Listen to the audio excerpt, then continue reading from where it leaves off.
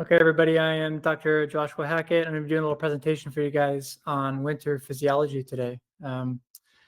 So winter is the most misunderstood season in human physiology, which is one of the reasons I want to talk about it today, because we've got a couple of weeks until it is in our faces. So, it's one that we treat like a dead zone. It's a time to endure, to wait out, to grind through. But biologically, winter is the opposite. It's actually the season of regeneration. It's a very important season for us. So every organism on Earth has a built-in winter physiology. The drop in light, the change in temperature, the long arc of darkness, they're not inconveniences to our bodies, they're instructions. And so winter is telling the body that we need to slow down, repair, tighten our signaling, clean our machinery, and rebuild what summer burned through. And that last part is really key, and I don't think ever really spoken about, because rebuilding what summer burned through means that summer is a period of high light, high movement, heavy eating, lots of carbohydrates, lots of muscle building, lots of fat storage, and oxidation. And all of these things produce heavy free radicals, or those oxidizing agents. And so it stands to reason, of course, then if we are producing oxidants and free radicals and these things that we hear about in the wellness space all the time during summer, that there should be a season where we're in antioxidant mode, and that is winter. So we cut away all the sources of free radicals, and instead we push our physiology into reducing those free radicals back into something that is not harmful. And that's the basis of the reduction oxidation reactions that we always talk about, or that redox potential, as we call it. So winter plays the equal yin to summer's yang in that respect. And that's the part that modern humans forget. Our metabolism is not governed by food first. It's governed by the environment, by light, temperature, light, water, magnetism. When you remove true winter from a human life, when you trade darkness for LEDs, cold for climate control, seasonal food for endless summer carbohydrates all year long, you remove the annual reset that keeps physiology honest. So really, in fact, you keep digging yourself a hole by keeping the free radical train running hard on the tracks. And eventually, of course, it's going to come off the rails. And so we know that endless summer physiology as diabetes, metabolic syndrome, hypertension, and cancer, amongst many others. So you can see how having this opposite effect of winter physiology is extremely important. So that's why winter is the yearly audit. It reveals the truth of your hormones, energy production, and your nervous system. Nothing's compensated for by a strong summer sun or by carbohydrates. It just all comes out. Nothing can hide in winter, and shows you exactly where your biology stands. So today we're going to walk back into the logic of the body. We're going to explore what winter actually does to human metabolism, to hormones, to melatonin, to insulin sensitivity, to mitochondrial repair. We're going to talk about how cold and darkness aren't punishments. They're tools that evolution gave us for longevity. They're not always the most fun to deal with, but they are in reality something that we need, especially for those of us living in the United States latitudes, which of course most of us are. It's very necessary that we run through this winter physiology every year. By the end of the conversation, you'll understand something simple but profound. It's that winter is not a season to just survive and get through. It's a season that keeps you alive. Skip it and you skip regeneration. So humans are seasonal animals. That should stand to reason. Like every single other animal on Earth, excuse my spam call there. Like every other animal on Earth, whether we admit it or not, we are seasonal. Every molecule of our physiology, from dopamine to insulin to thyroid hormone to melatonin, is wired to respond to a changing environment, not to a calendar or to your discipline on January 1st or anything like that. It's to a changing environment. And changing environment basically has to do with a change in the sun and the sky. And so we think of that as light and temperature, right? So for most of human history, and we're talking like 99.9997% of human history, the seasons dictated everything. Summer was growth, expansion, high output. Fall was transition and a big fat storage. The reason we store so much fat in fall is that we have high carbs available to us, things like winter squashes, with a very quickly dissipating solar power. So those two things together, this is fat. Winter was for consolidation and repair, spring for renewal. So you have 4 different metabolic programs, 4 different light environments, 4 different hormonal profiles that are very important to all go through individually as the year progresses. So the key is that winter's signature is not food scarcity, It did play a role, but the signature is low, light, and cold. Those two signals drive more metabolic change than any diet ever invented. So when the sun sits lower in the sky, when UV disappears, when darkness lengthens, our brain, our hypothalamus, receives a very clear message where we need to shift gears and enter that repair season of darkness.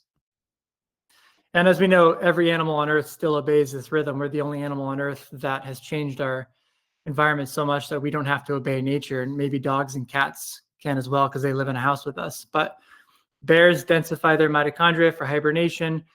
Deer and hares change their coat and their metabolic rates. Birds alter their thyroid axis. They do all these things in order to survive winter, which we don't have to do anymore, but we should. We've insulated ourselves from the very cues that actually make winter winter. We no longer experience the short days. We keep our lights on until 9 p.m. We don't experience cold. We just turn the heater up. We no longer eat seasonally. We eat pineapple in Seattle in December and think we're doing good by eating fruit, right? Our bodies are seasonal, but our environment is not. And that mismatch, the tearing apart of biologic rhythm from natural rhythm, is the root of so much hormonal chaos and metabolic dysfunction and disease, like I alluded to earlier. The biology of seasonal living is actually pretty straightforward. You cannot produce summer physiology in a winter environment, and you cannot produce winter physiology in a summer environment. Of course, we try to live in both seasons at once, and the body does not have a program for that, and that's why it creates so much chaos. What we see a lot of times is people trying to live in a summer environment all year long. So they're trying to live in a summer environment in winter light, and that's probably the worst combination of all. So when you break that season, you break the signaling, and winter is where that signaling matters most. Like I said, it's where we don't have anything to hide behind any longer because we don't have the carbohydrates or the sun to help us kind of prop us up. And that's why you'll see a lot of sicknesses happen in the winter. A lot of health elements get worse in the winter, and that's kind of why you can't hide behind winter physiology. So let's take a look at how winter signals the body and what those short days are actually saying to everything going on inside your system. When winter arrives, the most important signal isn't cold. As always, it's light. Or more accurately, in this case, the loss of it. So the sun drops lower in the sky, the days shorten, UV disappears, darkness stretches out. Your eyes and your skin don't experience this as some kind of just change in scenery. It's completely a different information to you. So your photons entering the retina, they're not just lighting up the world. They're lighting up that brain center called the hypothalamus, like I mentioned before. And when that detects winter light, you have a shallow solar angles. That means the sun is not getting very high in the sky, low solar intensity, more darkness. That hypothalamus kicks in to say we need a complete seasonal reorganization of our physiology. And that's the winter signal. So what it tells your body in biochemical terms is basically to slow your engines, tighten down hormones, understand that hormones are going to decrease. So we need to increase sensitivity to those, increase repair, reduce anything outward or that kind of yang expansion, conserve energy, and prepare for the deeper work of winter. One of the biggest hormones that feels this first is cortisol. So in the winter, morning cortisol rises more gently, or at least it's supposed to. You don't get that sharp summer blast that throws you into action. And that's a lot of times mediated by the high amount of solar that we have in summer and the carb production in summer.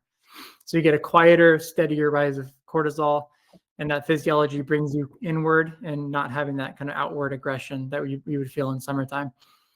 Melatonin is going to feel it next, where the longer nights are dramatically increasing melatonin amplitude. And you're not just releasing melatonin longer, you're releasing more of it. Melatonin is the body's primary mitochondrial repair hormone. And so winter darkness becomes the greatest regenerative tool that we have. And we'll talk more about melatonin in a little bit. Dopamine changes as well. So winter naturally lowers dopamine peaks. And this is not depression, it's recalibration of our neurochemical systems. You're supposed to have fewer artificial highs and less dopamine volatility in the dark season.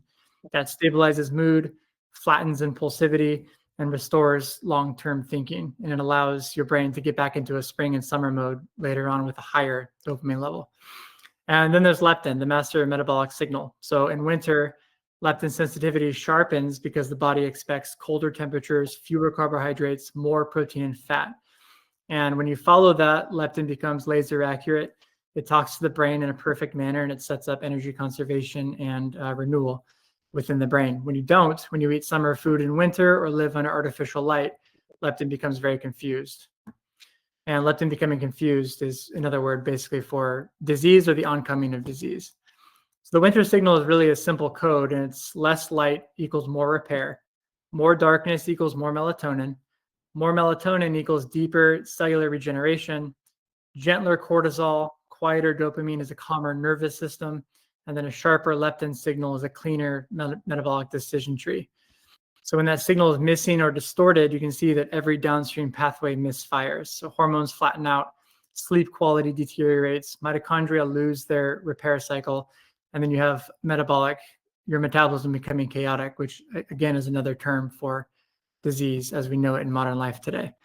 So the winter signal, this single environmental message, is the foundation for everything that follows. It's the trigger for that melatonin, for repair, for the guidance of hormones, the tempo of the nervous system, and the metabolic blueprint for the entire season.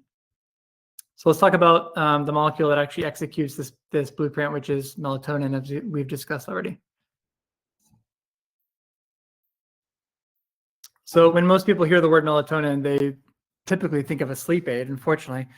But in reality, it's one of our most important hormones, and it's the regenerative hormone. And it is one of the delivery systems of sleep as we know it, and part of what makes sleep so important. And it's produced in two places. One everybody tends to hear about, which is the pineal gland. The more important source and the more abundant source is the one that you hear about a little bit more now in social media, but before you never really did. And it's that mitochondria produce 95% of melatonin. So without mitochondrial health, you're not getting melatonin secretion like you should. And that, of course, changes everything. Inside our mitochondria, the tiny little engines that make our energy, melatonin acts as the primary antioxidant. It's the first line of defense against that oxidative stress that I talked about with summertime. And anytime that you make ATP, you're creating some oxidative stress, and melatonin is working to counteract that. And so without melatonin, it's kind of like thinking that your engine is rusting out, basically. And with the melatonin, that engine repairs itself and gets oiled and cleaned out every single night. So those long winter nights are not a burden. They're a biologic strategy where that increasing darkness increases the melatonin amplitude, which gives your cells a longer window to perform autophagy, mitophagy, which is just the repair and regeneration of your cells and your mitochondria, DNA repair, that mitochondrial cleanup, and deep maintenance that keeps your metabolism youthful. This is why you feel calmer, more grounded, even more introspective when you're living a true winter. Melatonin does not just repair cells. It slows the brain tempo. It opens up the parasympathetic nervous system window, and it deepens emotional integration. So it's giving the nervous system basically a permission to downshift for an entire season, which in modern society, you guys can all imagine we could really use that. The problem, of course, is that modern light, modern environments destroy melatonin. So a single hour of blue light at night, and truly a single minute, and as little as 5 photons of light. But speaking from a more realistic and damaging viewpoint, 1 hour of light from a phone, a laptop, a TV, overhead LEDs, they're going to cut melatonin production by typically something like 50%. So you think about that, that's half of the most important regeneration hormone in your body that's gone just because you kept the lights on too long at night. It's kind of insane when you think about it like that. And you can't regenerate without melatonin. So if you're cutting half of it out, you're immediately cutting out half of your ability to regenerate. You can't stabilize hormones. You can't restore leptin sensitivity. You can't do the repair of mitochondrial density that we talked about, or clean up the inflammation of modern life if you flatten that melatonin curve night after night after night. And that's why winter matters so much. Winter is the one season where melatonin is supposed to rise, stretch out, and kind of saturate the whole brain and the whole system. It's the only time of year where the body can run a full regeneration cycle because of those really long nights. It gets dark at 5 p.m. where I am nowadays. So I'm keeping my lights off, of course. The TV is off as well. So it's a long night period that I have to run a full regeneration cycle. I've been going to bed at like 7:30, 8 a few times this week. It's crazy. So very long sleeps. That's what winter is all about. So when we talk about winter physiology, we're really talking about melatonin physiology because the depth of your repair in January determines the strength of your metabolism in June, and one can't be without the other. The next layer in the seasonal shift is the metabolism itself. So we'll break down a little bit of what winter metabolism actually means, and we've kind of got into a little bit already. But Now that we've established melatonin as that regenerative hormone, we can move into winter's metabolic blueprint. And so winter light, or the lack of it, is what shifts everything into this winter pattern. The first major shift is in insulin sensitivity. In pure winter biology, meaning short days, long nights, low UV light, insulin sensitivity will naturally drop because of that decrease in UV light and a decrease in solar power. And this is not pathology. This is not diabetes developing. This is intelligent design by nature. It's the body saying, look, there's no carbs. Let's conserve glucose. We're going to rely on fats and protein anyway, so we don't really need to have insulin sensitivity be super sensitive. This is why ancestral winter diets were heavy on ruminant fat, seafood, collagen-rich meats, marrows, fermented vegetables, not sugar, not fruit, not grains, because quite simply, it's not growing. Carbohydrates are a light-driven food. They belong to summer and fall and not winter. But the nuance that is important for this is that when you do experience cold, like we are meant to in winter, of course, insulin sensitivity goes up from there, not down. So an overarching pattern in winter is actually increased insulin sensitivity, which helps you even more with the uptake of glucose into muscles and muscle physiology and fat burning, and the things that we can achieve aesthetically if you're into that during winter. So if you are getting yourself good cold exposure, which of course you should in the winter, you actually will experience an increase in insulin sensitivity. Cold exposure activates brown adipose tissue, which is brown fat, and a really metabolically brilliant invention by Mother Nature. Brown fat burns glucose and fatty acids to generate pure heat through mitochondrial uncoupling. And that's going to increase our metabolic rate without any inflammation that we would have in summertime. So completely non-inflammatory heat production, which is pretty incredible. This uncoupling of mitochondria dramatically improves glucose disposal. So we're getting rid of any of that glucose that we have laying around that we can't really use in the winter as well. So this whole thing builds this really beautiful system. So there's two layers of winter, and that's light signals that are lowering insulin sensitivity and shifting to fat metabolism. Then there's cold signals that are increasing insulin sensitivity through that mitochondrial activation.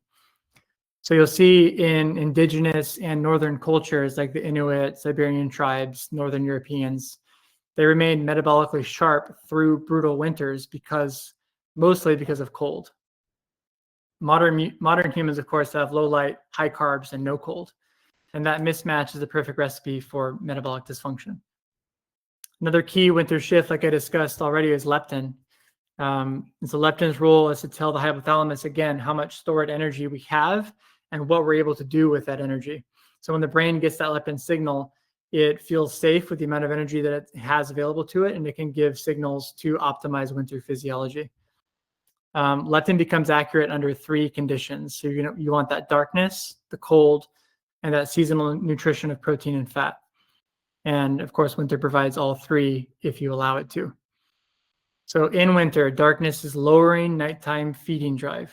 Cold is increasing leptin sensitivity.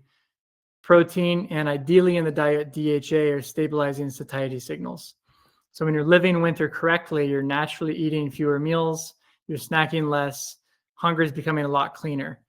When you're living it incorrectly, bright lights, warm rooms, processed carbs, hunger becomes chaotic, leptin signaling completely collapses, we get leptin resistance, obesity, metabolic syndrome, and everything that follows with that. So this is why winter is what I would call a metabolic truth teller. I've hinted at this a couple times already. I think it's really important. In summer, you can hide behind dopamine, bright light, your fruit. It makes your physiology expand out, and it makes it feel like you're able to kind of hide behind the metabolic dysfunction that you have. In winter, you cannot do that. You find out exactly where your metabolism stands, because as soon as that sun goes away, you're going to find that you're gaining weight, or your psoriasis is getting worse, or your diabetes is getting worse. And that tells you right away that your metabolism is not within the seasonal protocols that it needs to be. And so a lot of people think that winter is a season of suffering, but it's not about suffering. It's about making yourself and your seasons efficient. So you want to rebuild your mitochondrial machinery, sharpen your hormone signaling, and reset the inputs that determine your metabolic health for the rest of the year. And so that cold makes you flexible in the winter. The darkness makes you repair. Low light makes you efficient, and winter nutrition keeps you stable. So I just want to talk a little bit deeper about cold, because hopefully you can understand that it's one of the most important variables in winter, because it's the one that gives us that flexibility to do a little bit more with our physiology in winter. So I think of light as the architect of winter biology, and cold is kind of the enforcer of it. It's the variable that completes the metabolic equation. Without it, winter physiology would be incomplete because of the low light environment that we're living in. Every downstream system would start to wobble without the cold.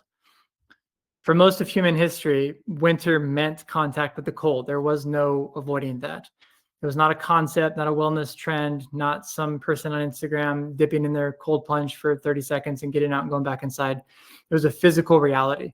Cold air on the skin, cold water, cold wind, cold mornings, cold nights, just cold, cold, cold.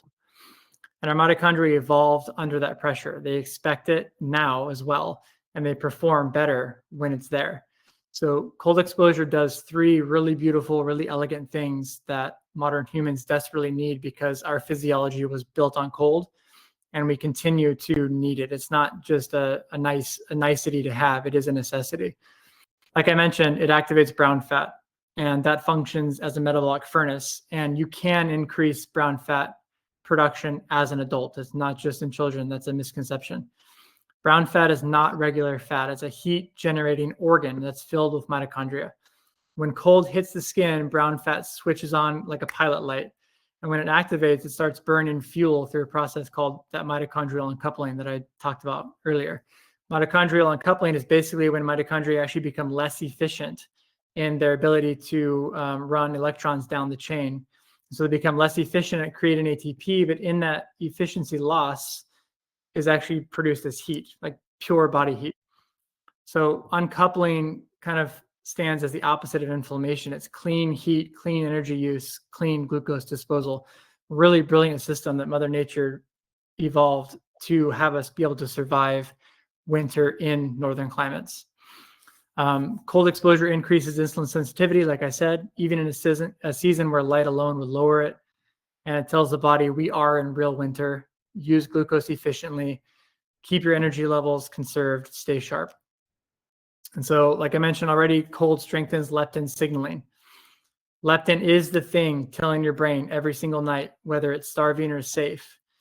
Leptin is absolutely hugely confused by modern life. Bright lights, processed carbs, screens at night all completely wreck leptin signaling. Cold reorganizes that entire pathway. So when you consistently expose yourself to cold, leptin becomes more accurate. And you're feeling true hunger instead of emotional hunger, instead of cravings, instead of wanting peaches in February, you're feeling like you just want a steak or something. It's giving you the true hunger. You stop snacking at night. Your brain finally receives a message that, look, we have enough. Let's turn down the cravings. We're good. And it's the part of why winter was historically the season of metabolic honesty. You couldn't fake leptin. You can never fake leptin. Another thing is that cold recruits mitochondrial density and metabolic flexibility. When you face cold, you're not just shivering, you're actually upgrading hardware. And it forces your mitochondria to multiply and become more efficient, which is that mitochondrial density. And that happens through mitophagy, which I mentioned recently, and mitochondrial biogenesis as well. So you're literally building more of these engines inside your cells and making all of those engines better. And that's why people who train cold feel more resilient, more focused, more stable. And we see that in like Olympic trainers and Olympic athletes as well. The ones who train in cold do a lot better. It's one of the reasons that Michael Phelps attributed to a lot of his success is that he trained in a 50-degree pool all the time, like hours per day. And we find that to be kind of a common thing in these athletes. So cold exposure is not discomfort, it's architecture. It remodels your metabolism at the cellular level. So I think I've alluded to this, but I'll just hit it home. Why is modern winter so metabolically disastrous? One of the key things is that we removed cold. Cold is uncomfortable. Everybody knows it. Like it's just not as fun as being in a hot tub, right? I think anybody would argue with that. But like I said before, we built our physiology on surviving cold and being in cold climates all of winter. And that's just part of being in a Northern European descendant and having that physiology within us is that we have to continue living it. So instead, what we've done is we've insulated ourselves from the exact environmental cues that winter relies on. We live in 70 degrees year round. We bundle ourselves in warmth the moment that we feel discomfort. We throw 3 jackets on to go run to our car to turn the heater up and the heated seats on. And it just miscues our entire winter season. And so the low light without the cold creates a confused physiology. And like I said, it flattens your hormones. It gives you chaotic hunger, sluggish mitochondria, poor metabolic output, emotional volatility. So why we see a lot of depression, bipolar disorder gets worse. All the mental diseases get worse in winter. And part of it is this completely confused winter physiology. So I've said this many times, but it's so critical to understand that in nature, low light and cold go together. Low light and cold, always. Modern life gives us low light outside, lots of fake lights inside, no cold, which is just a massive mismatch with huge consequences, which of course we can see these consequences in modern society everywhere. All you have to do is go take a look. So to live the way that the body evolved to winter, you have to experience cold. It's not a punishment. It's a signal. We all have to suck it up. We all have to do it, unfortunately. You can learn to like it. I've learned to kind of like the cold a little bit. I surf and I do things that make it more fun. I think that helps a lot. Cold is the metabolic switch that turns winter from a burden into that renewal cycle. So just get used to getting that experience. It's really important. And you're not going to get away without doing it unless you live in below the 20th latitude, basically. That's the only way to get away with it. So up to this point, we've talked physiology, light, melatonin, metabolism, cold. But as I alluded to earlier with the dopamine talk, it also reshapes your mind. Your nervous system is just as seasonal as anything else. It tracks changes in daylight just as precisely as your hormones do. And when the days shorten, dopamine amplitude naturally decreases, like I said, and you're not designed to chase dopamine highs in winter. You're designed to stabilize and keep these things lower and have some introspective moments. And I think this is also missing in our modern world. We think that we need these dopamine chases all the time. So lower dopamine seasonally is not depression. It's a biologic strategy. And so winter is the season of sobriety. It pulls you inward, quiets the noise, steadies the impulsivity that summer amplifies. And we, of course, keep that amplified summer attitude all year long with the screen in our face and the dopamine hits and pornography and whatever other people are doing to increase their dopamine to massive levels when they don't need that. And winter actually wants to pull us inward and get us away from expansion. We want to get into integration from winter. Melatonin is playing a role in this too. When melatonin amplitude rises at night, it's not just repairing your mitochondria, it's actually slowing brain tempo, it's softening reactivity, it's expanding that parasympathetic nervous system response, which is controlled by the vagus nerve. You get more internal space, you get more clarity. So all this stuff is very important. It's a time for journaling, reflection, meditation, kind of expanding the yin properties of your life. And I think because we have this low light situation, we don't live by nature's rules of light. And this is why we feel so emotionally overwhelmed in winter. A lot of people say it's because the holidays come up and because there's family around, and when people are missing their family, they get depressed. I actually think it's from our circadian mismatch is why we get so emotionally overwhelmed in winter. It's not because winter is harsh. It goes back to that winter being very honest. Dopamine quiets, melatonin rises. You're finally kind of hearing what your nervous system has been suppressing all year. It brings everything to the surface. In a traditional world, this is where community played a role. Winter is the season of gathering. It's the season of sitting close. It's the season of sharing meals, storytelling, rhythm, huddling around a fire and kind of talking to each other all night. It was never meant to experience winter alone. I don't mean introspection in that sense, but it is a time to at least turn inward, even as a community. Inward connection many times still requires human connection. So modern winter is not communal. I mean, we do have our parties and holiday parties and Christmas and Thanksgiving and things like that. But at the same time is that we're kind of isolated in our physiology with this modern physiology of the lighting environment and lack of cold and things like that. We're isolating, we're overly digital, we're overly stimulated, we're very artificial. We replaced that fire that we all sat around with blue light and distraction. So we've drowned out the nervous system's seasonal wisdom. Winter's physiologic medicine is pretty simple. It's quiet, it's connection, it's coherence. It's less stimulation, but more presence, less seeking, more integrating. Winter is not the season to chase intensity, it's the season to deepen your awareness. And when you align with that, when your physiology and psychology kind of move together, winter becomes very restorative and not just that kind of heavy, burdenous feeling that many people think that it has.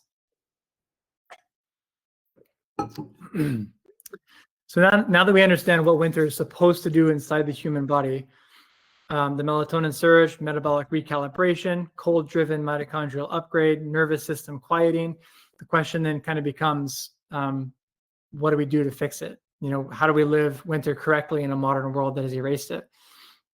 And we can't move into a cave. A lot of us can't move south and just forget about this whole winter physiology thing anyway. But we can restore the signals that the body needs. And there's 5 pillars, and each one speaks directly to the winter biology that we've discussed. So morning winter light. Winter light is low, it's gentle, but it's still the one thing anchoring the circadian clock. Just like on June 21st, with the sun as high as it's ever going to be all year long, it's still just as important that we get out in the morning and we see that sunrise in winter. It's the same circadian anchor that it was back then. Going outside within that first hour of waking, I would even say that you should go outside within the first 10 minutes of the sun rising, and you should always be waking up somewhere in that time. It's going to tell your hypothalamus that it's sunrise. Let me get everything working the way it's supposed to be going, the TCA cycle running, fat oxidation running, but it is the dark season. Let's adjust our hormones accordingly. Let's put things together the way it's supposed to go. And people always ask this question, so I always tell just even 5 minutes is enough to correct your timing, correct your cortisol release, keep your neurotransmitters in tone. And, you know, if you can, basically as long as you can stay out in the sunrise, it's going to be better and better for you, but 5 minutes will do it. So number 2 is darkness at night. So protecting darkness is the single most important winter intervention. And we talked about that already kind of ad nauseum with melatonin and regeneration. So no phones in your face at 9 p.m., no overhead LEDs blasting July into your retina. Darkness increases the melatonin amplitude. We have to have that for regeneration. It's the only thing that is going to repair your mitochondria at scale. If you give the body darkness, it is going to give you regeneration. It might take time to rebuild this system. I don't know a lot of your guys' personal situations. Many people have been living the wrong way for 3-4 decades. It'll take time, but it is still stands true that melatonin is the thing you need to repair your mitochondria at scale. And that is what you need to really regenerate yourself and heal. Number 3, the part that most people gruff at me about is that you need daily or very near daily cold exposure. And when I say daily or near daily, I'm talking about in water. So you don't need to take 32-degree ice baths for an hour and then make sure to post that on Instagram, right? You just need winter. You need some cold finish showers, maybe a minute or 2 of being in the cold shower for a minute. You can have a steel trough where you can jump into it for 30 seconds or whatever. It's something on your skin feeling cold that your body can say, yes, this is winter. I feel it. I get it. Let's set up the situation now to optimize that. And so every day you should be at least trying to take one less layer off your skin. Maybe try to go for a walk with just a t-shirt on. Just keep towing your edge with cold. And I find that people keep towing their edge, they tend to get better and better with it. Cold is not the enemy of winter. It's actually the missing nutrient. That's the key thing, is just like any nutrient, just find ways to slowly incorporate that into your diet. Speaking of that, winter aligned nutrition. So it's not so much a diet as anything, any season. It's really a geography. Winter expects foods that support repair and that align with the photosynthetic web. So what we're going to see is protein, DHA, minerals, and animal fats. The more you eat like a creature where you live, the northern hemisphere, not a visitor from the tropics, the more your hormones are going to find their seasonal rhythm. So you very simply just remove the carbs that don't belong in January. They belong in July. And you'll find that leptin becomes honest again and your metabolism repairs itself. One of my biggest suggestions for people for this to start to learn your winter aligned nutrition is just to go to a farmer's market. That's the best way to do it, because farmers are some of the most honest people when it comes to living by the photosynthetic web, because that's how they make their money. So they know exactly what's growing and what's not growing. And you're not going to go to your local farmer's market if you live in Michigan and find pineapples. It's just not going to happen. So you'll learn very quickly what grows in your area in what month and what does not. And that's the answer to what you should be eating. Just a really quick word on exercise. It should be strength-centered, but not overly heavy. And it should be grounded movement, and you should be sleeping more with it. So it's not about maximal output. It's about density. You can rebuild joints, fascia, strength, and stability during winter. You should not be pushing personal records, pushing PRs, pushing massive hypertrophy in the winter. That shouldn't be happening. It should be feeling grounded, not frantic. You can definitely build strength. You can shred a lot of fat in the winter, but you should not be, like I said, really, really pushing yourself. And if you are going to exercise a lot and push for like a little bit of hypertrophy and a lot of fat shredding, what you want to do is sleep earlier. Make sure to get more sleep than you would in the summer, because darkness is going to lengthen that melatonin window, and melatonin is what you need to really get the mitochondria fired up. Mitochondria are what you need to really shred the fat and help with the winter aesthetics that you're probably looking for. So when you combine these 5 pillars, winter light, protected darkness, cold exposure, nutrition, and grounded movement, you're recreating an environment that your mitochondria evolved to expect. And when the environment makes sense again, your hormones make sense again, your cravings make sense again, your sleep, your mood, your metabolism, they all fall back into alignment. So winter is not something to survive. It's something to practice. It's something really to appreciate, because it's this time when, for one, if you're into aesthetics, again, it's your time to shred fat and build a little bit of muscle. But it's something that we can practice and align with, because it's such an important time of the year. So that brings me to the final piece, which is how I guide people through this process in a structured, supportive way. So winter is part of our biology. That's just obvious. I hope that's clear to you at this point. Your biology wants rhythm, structure, and consistency. And that's where most people struggle. So knowing about winter physiology is one thing, living it is another. Modern life makes it really hard to align with the season, even when you desperately want to. And so what I have done is built a program that gives people the scaffolding or a rhythm to follow. And it's not a diet, it's not a challenge, it's not a quick fix, it's a seasonal recalibration. It's a way of guiding the body back into the winter blueprint that it's been craving. And we focus on 5 pillars, which will sound familiar to you now, and it's light, cold, nutrition, movement, and nervous system coherence or mindset. Each week layers in a small, sustainable shift that rebuilds circadian timing, deepens melatonin amplitude, sharpens leptin, restores metabolic clarity. It's an 8-week program, layers in these powerful things into your own winter, and it builds the physiology that you were meant to have. It's a lot of fun. It's super unique. I haven't really seen anything like it out there, and it's been really fun to build. And the program's going to start on December 20th, but I'm accepting some early applications for it now, and I'm offering a discount with that. So if any of you are interested, please reach out via the Japa community. And I'll put a little post in there just to remind everybody about it. So I hope it is clear to you guys now that winter is not a mistake in the human story. It is the chapter that gives meaning to the entire other seasons. It's the only season built for honesty. We get that metabolic honesty, hormonal honesty, and emotional honesty. When you strip away the noise of endless dopamine, bright lights, warm indoor air, tropical food in December, you finally see what winter's been asking of us all along, which is to just slow down, repair, regenerate, reconnect. Every year, your biology expects one thing: a period of low light, cold air, deeper sleep, calmer dopamine, stronger melatonin, cleaner leptin, and more internal coherence. And so it wants that for this 12-week period and asks desperately that you follow along and allow it, because this is the reset the body waits the other 9 months to begin. And the truth is simple. If you skip winter, you skip your reset. You carry the metabolic debris of the year straight into the next one, and then the next one, and it just keeps building, building, building. And decline doesn't show up suddenly. It accumulates in many winters that we didn't honor. It can go on for, like I said, 2-3 decades for some of you. But when you live winter the way your biology expects, when you give it the darkness, the cold, the structure, the food, and the presence, all that physiology is able to reorganize around strength, clarity, and resilience. Our bodies heal much faster than they break down, which tells you that the body wants to heal. The body wants to be healthy. What takes you 30 years to build upon and degrade can take you 2 years for the most part to fix. It's really pretty incredible, the ratios there. It's much, much easier to come back. It was easier back in the beginning to never have that degradation happen, but it does happen to many of us. And so it's good to know at least that a couple of years of hard work and you can really bring back a lot of the damage that you did. So as we move into the coming months, we have winter coming in a couple of weeks. Don't fear the dark season. Use it. Let it recalibrate you. Let it repair what the world is frayed.